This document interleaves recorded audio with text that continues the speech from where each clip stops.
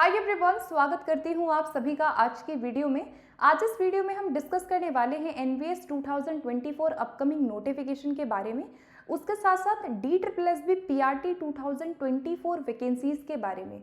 तो आप में से जितने भी लोग पीआरटी की प्रिपरेशन करना चाहते हैं फॉर DSSB या जो लोग टीजीटी पीजीटी की तैयारी करना चाहते हैं 6 to 12th तक के लेवल पे जो एनवीएस में भर्तियाँ होती हैं उनकी तैयारी करना चाहते हैं, तो इसके बारे में बात करेंगे। और सबसे इंपॉर्टेंट चीज़ यहाँ पे बात करेंगे आप लोगों की एलिजिबिलिटी क्राइटेरिया के बारे में।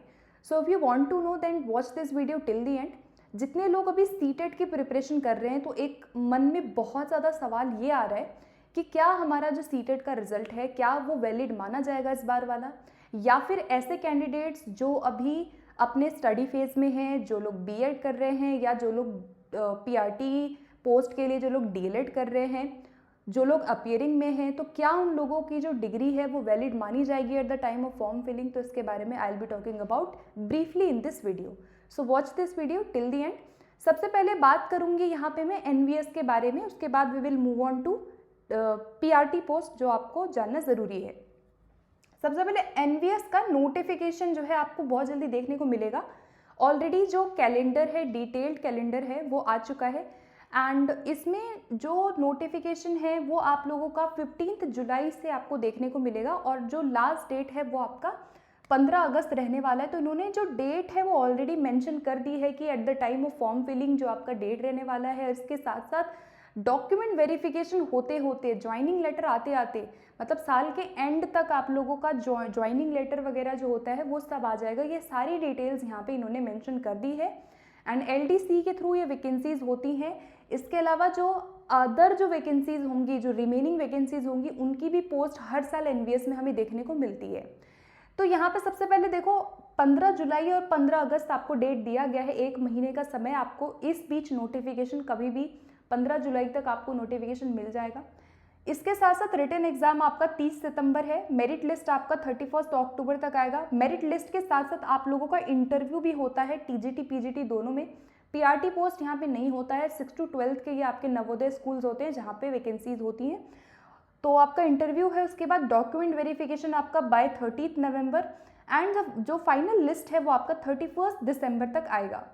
तो ये आपका एनवीएस का ऑलरेडी कैलेंडर आ चुका है। इसके अकॉर्डिंग जो आगे की प्रक्रियाएं होंगी वो होंगी।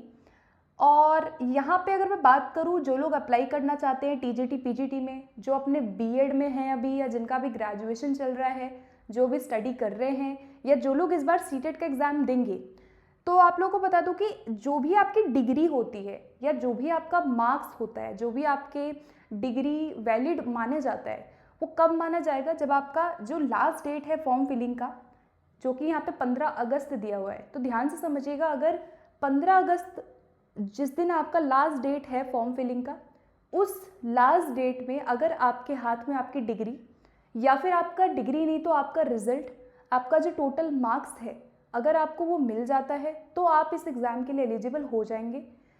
अपीयरिंग कैंडिडेट जो है जिनका रिजल्ट नहीं आया है वो लोग इन भर्तियों में अप्लाई नहीं कर सकते। सेम चीज़ DSSB पीआरटी पे भी लागू होती है। तो आप लोगों को 15 अगस्त तक at the time of form filling last date जो है, उस डेट तक आप लोगों का सीटेट का रिजल्ट आपको मिल जाएगा। तो सीटेट का रिजल्ट आपको आपके हाथ में होना चाहिए, आपकी डिग्री वहाँ पे कंप्लीट होनी चाहिए। ठीक है, आपने जो भी एग्ज़ाम दिया वो आपका फाइनल एग्ज़ाम आपका होना चाहिए, आपके मार्क्स आपके हाथ में होना चाहिए, ताकि आप उसकी जो भी डिटेल्स हैं वो फॉर्म में फिल कर सकें। तो सिंपल सरल शब्दों में, अपीयरिंग कैंडिडेट्स इस एग्ज़ाम में अप्लाई नहीं कर सकते हैं। तो कोशिश करिएगा कि इस बार जितने भी लोग सीटेट का एग्ज़ाम देने जा रहे हैं, सो बी सीरियस, बिकॉज आप लोगों के लिए बहुत बड़ी अपॉर्चुनिटी एनवीएस के थ्रू या केवीएस के थ्रू या DSSB के थ्रू आपको देखने को मिलेगी। ठीक है, अब बात करते हैं यहाँ पे, ये तो हो गई डिग्री की बात। सेम चीज़ यहाँ भी अप्लाई होती है। अभी तो ये रूल हो गया है कि किसी भी एग्ज़ाम में अगर आप अपेयर होते हैं, चाहे EMRS हो, DSSB हो या आपका ये एग्ज़ाम हो एनवीएस का, तो सभी परीक्षाओं में आपकी डिग्री उस टाइम पे कंप्लीट होना चाहिए जब आप फॉर्म फिल कर रहे हैं। अब बात करते हैं पीआरटी नोटिफिकेशन यहाँ क्यों लिखा है, बिकॉज इसका नोटिफिकेशन काफ़ी समय से नहीं आया है। बाकी टीजीटी पीजीटी पोस्ट पे हमें कुछ मात्रा में वैकेंसीज देखने को मिली, जिनका एग्ज़ाम भी हुआ भी नहीं है, जो लोग तैयारी कर भी रहे होंगे। पीआरटी की वैकेंसीज़ में थोड़ी देरी हो गई है, अब चुनाव के वजह से अभी इस पे रोक है। जो वेकेंट जो आपको सीट्स दिख रही हैं पीआरटी की, वो काफ़ी समय से सर्कुलेट हो रहा है DSSB में। पीआरटी में काफ़ी सीट्स जो हैं वेकेंट हैं और लगभग 10-15 हज़ार से ऊपर वैकेंसीज़ बोला जा रहा है ऐसा कि आने की संभावना है। अब देखते हैं कि जो रियल वैकेंसी है वो कितनी आती है, कोई इस पर पुष्टि नहीं दे सकते हैं। जो ऑफिशियल्स की तरफ से जो चीज़ें, जो डेटा हमें मिल रहा है उसके अकॉर्डिंग मैं आपको बता रही हूँ, but there is no final confirmation. जब आपको वैकेंसीज दिखेगी तभी आपको पता चलेगा कि कितनी आ रही है पीआरटी में। लगभग पीआरटी में वैसे कम ही आती है, ज़्यादा नहीं आती है, बट देखते हैं, let's hope for the best. Notification आपका आफ्टर जून ही आपको दिखेगा, ये टेंटेटिव है। नोटिफिकेशन में भी जून आपका दिल्ली में 4 जून तक तो आपका आचार संहिता है, उसके बाद ही तो आप मान के चलिए कि जून के बाद ही आपको नोटिफिकेशन देखने को मिलेगा। मोस्ट प्रोबेबली जुलाई तक भी जाएगा, क्योंकि जुलाई में सीटेट एग्ज़ाम है, तो उससे पहले मुश्किल है पीआरटी के वैकेंसीज आना। काफ़ी बच्चे हैं जो इस बारी पेपर 1 देने वाले, तो उनके लिए भी इम्पॉर्टेंट हो जाता है। तो आपको आफ्टर जून ही इनकी जो फाइनल वैकेंसीज़ हैं, नोटिफिकेशन है, वो देखने को मिलेगी। कभी भी पीआरटी की वैकेंसी आए, इस बात की निश्चितता है, इस बात की गारंटी है कि वैकेंसीज आपकी इस साल आनी ही आनी है, चाहे अभी आए, चाहे अगस्त में आए, चाहे जुलाई एंड में आए। और क्लास 1 to 5 तक होता है ये आपका बीएड। यहाँ पे बीएड वाले कैंडिडेट इसमें अप्लाई नहीं कर सकते। केवल जो बच्चे डीएलएड करते हैं, जिनका 2 साल का डिप्लोमा डिग्री है, चाहे आप उसे किसी भी नाम से जानते हो, आपका बीटीसी है, डिप्लोमा है, जो डीएलएड के नाम से बहुत लोग बोलते हैं, तो आपकी वो सभी डिग्री इसमें अप्लाई होगी, जो लोग पीआरटी पोस्ट के लिए अप्लाई करना चाहते हैं। बीएड वाले कैंडिडेट्स जो है उनके पास मौका है एनवीएस केवीएस में आगे टीजीटी पीजीटी या ईएमआरएस में टीजीटी पीजीटी पोस्ट पे एग्ज़ाम देने के लिए। तो आप लोग के लिए भी जो एक तरह से अपॉर्चुनिटीज़ हैं वो कम नहीं है। पीआरटी पोस्ट के लिए जो लोग करना चाहते हैं, तो जिनका अभी डीएलएड में जो लोग हैं, जो लोग अभी सीटेट का पेपर 1 देने जा रहे हैं, तो मेक श्योर कि आप लोग पेपर 1 में अच्छी तैयारी, पेपर 1 सीटेट के लिए आप लोग अच्छी तैयारी कर लें।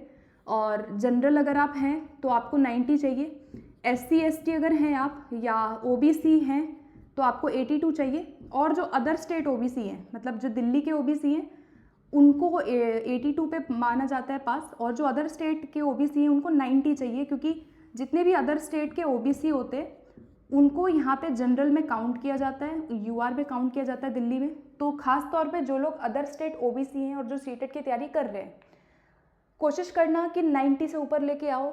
90 बिल्कुल आपको लाना ही पड़ेगा। UR में आप काउंट किए जाएंगे सभी लोग, और जो लोग दिल्ली के OBC हैं वो 82 पे उनका वैलिड होता है सीटेट, अदरवाइज आपका वैलिड नहीं होगा अगर आप अदर स्टेट OBC हैं। और अगर आपके 82 आ गए या 89 भी अगर आपके आ गए तो भी आपका वैलिड नहीं माना जाएगा। तो इस चीज़ की आपको खास तौर पे इस चीज़ का ध्यान रखना है।